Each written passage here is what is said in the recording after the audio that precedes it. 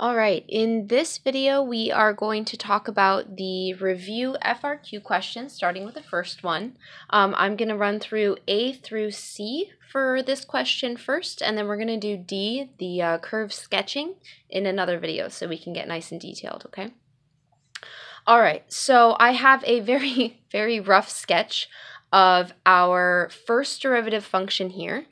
It is important to remember that this is our first derivative, not our original function. So we're not looking at the shape of this curve at all. Look through it, not at it, and I'll give you the clues as to how to do that in this video. So we have f prime here. Our first question, part A, is asking when does this function tell us that our original function, that this is the derivative of, when does that original function have a horizontal tangent? So a horizontal tangent, if you'll recall, if you have a curve, a tangent line is going to be a line that passes through the curve at only one point. So if I wanted to say the tangent line over here, it would pass through this curve at just that one point. And it would give you the slope at that one point, right? So this is just review. This you already know. So if we need a horizontal tangent line, it means that we need the angle of this slope to be straight across. And if we want it to pass through our function at only one point, we have to pick a point that's right at the top of a curve or right at the bottom of a curve. So basically what's going on here is that our tangent line is horizontal because our slope at that point is 0.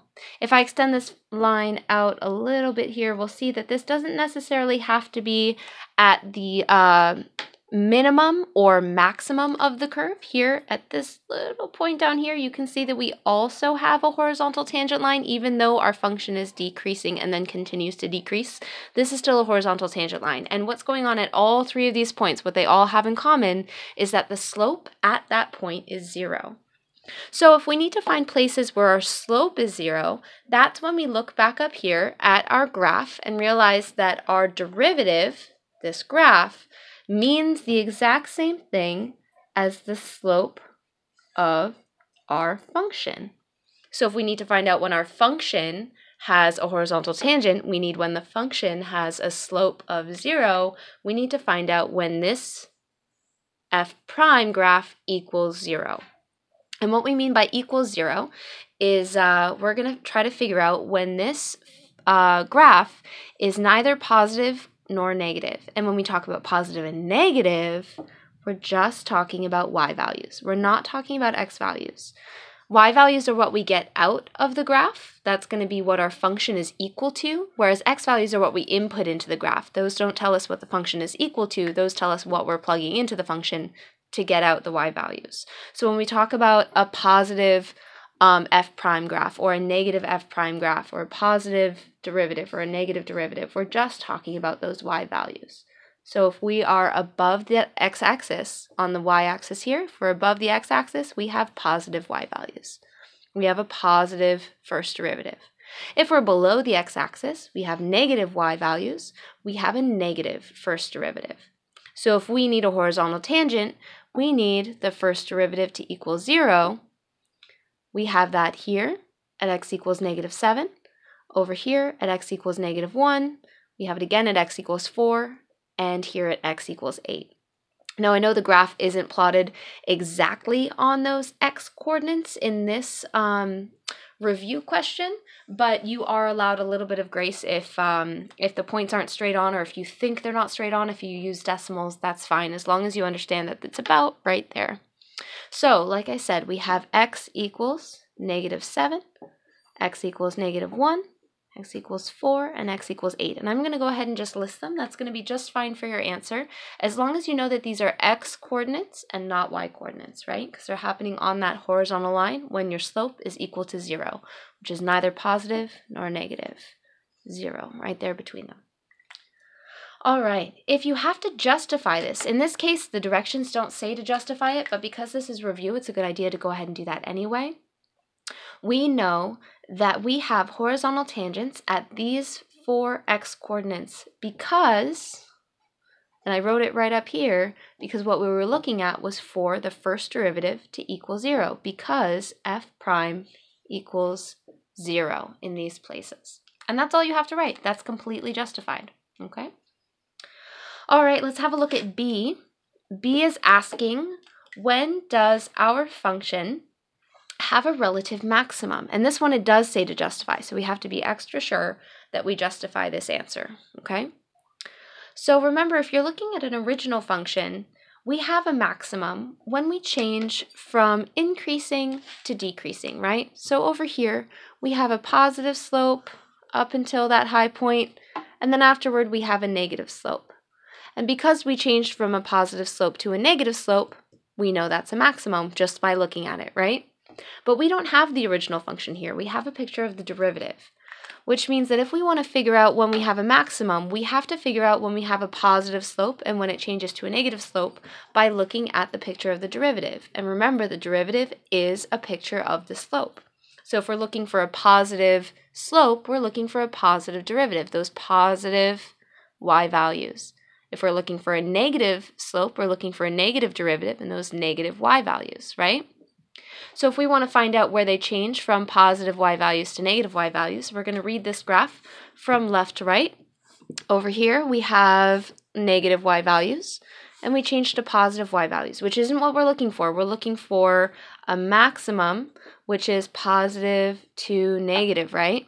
So we went from negative to positive. That's not what we want. We're going to keep going. We have positive y values, and then, boop, right there, we change to negative y values. So at x equals -1, we have a maximum because we changed from a positive slope to a negative slope. And that's exactly what happens when you have a maximum, a positive slope to a negative. All right, we've got one more place. Let's try to find it. We have a negative slope, negative y values. Remember, it's not the shape of this curve, it's just the y values. So we have negative y values, and then right here we change to positive. But again, that's not what we're looking for. We're looking for positive to negative. Keep going. We've got these positive y values, and they change to negative again right here at 8. So we have a maximum at x equals -1 and at x equals 8. Now, these are our only relative maximums on this curve.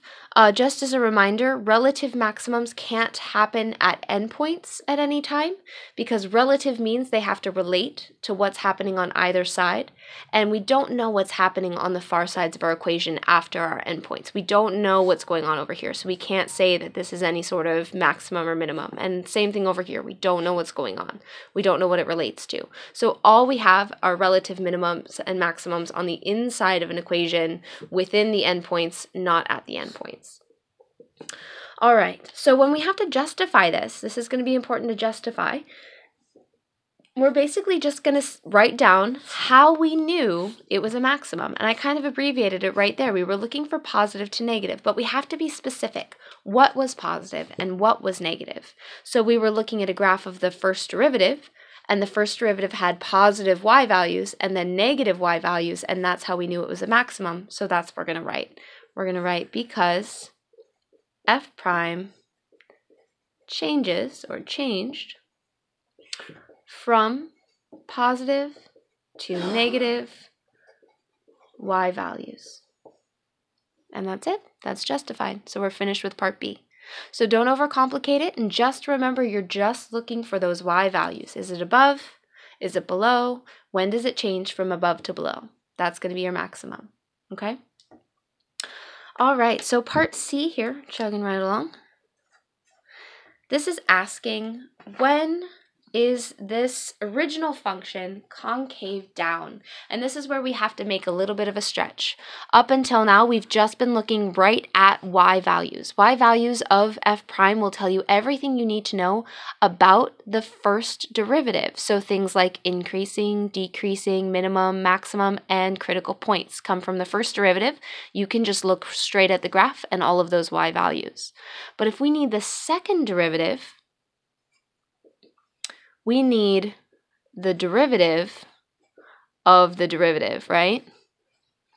And all we have is the first derivative here. So if we need the derivative of the derivative, we have to remember one more thing. The derivative is the slope of the original. So if we need the derivative of f prime, we need the slope of f prime, right? And the slope of this curve, literally the slope, is it going uphill? Is it going downhill? This is going to tell us everything about concavity and our points of inflections, because when we look at the slope, when we look at how f prime changes, we're looking at the second derivative. Okay, maybe not even realizing it, we're looking straight at that second derivative. So we need to find out when this function is concave down. Concave down happens when the second derivative is negative, which means the slope of f prime has to be negative. Negative looks like downhill, right? So all we have to do is look at this curve and figure out when it's going downhill. It's as easy as that. So we're going downhill right here, right? This is going downhill. If we're walking left to right, we're going downhill right there. So from -3 to about 2, right? And these are x values. So this is one interval where we're going downhill. If we need to find another interval where we're going downhill, we can keep looking. That's uphill. And right here at about 6, we change to downhill again. So 6 until our graph stops labeling at 8, but we know our interval goes to 10, and it looks like that goes straight to 10, so I can put that 10 in there. Now I've put this U between my intervals here. U just means union. It's basically a fancy mathy way of saying and. You don't have to put it in there. You can just write the intervals side by side or put a comma. You can also do interval notation like this. -3 less than or equal to x. That shows its x values. Less than or equal to 2. And then also 6 is less than or equal to x, which is less than or equal to 10. Sorry, my dog's got a chew toy over here and making a lot of noise. Okay, so these are all the places where my first derivative is negative, which means that my second derivative is concave down, right? It means my second derivative is negative, which means my original function is concave down, rather. So I'm going to go ahead and write out here the justification. So why do I know that these are places that are concave down on my original function? And I know that because f prime has a negative slope, or because the slope of f prime is negative. Now, it's really important to be specific. I can't just say because f prime is negative, because that means the y values are negative. Remember, that's what we were saying up here, negative y values. We have to talk about the slope of f prime. And I can't just say because the slope is negative, because they don't know what I mean the slope of. Am I talking about the slope of the original, the slope of the derivative, the slope of the second derivative? So I have to make sure to get that f prime in there and the word slope. Those are going to be the key points about justifying my concavity. Okay, so that's it for A through C for the first FRQ question from the review. I'm going to do D in a separate video, and I hope that this makes a bit of sense.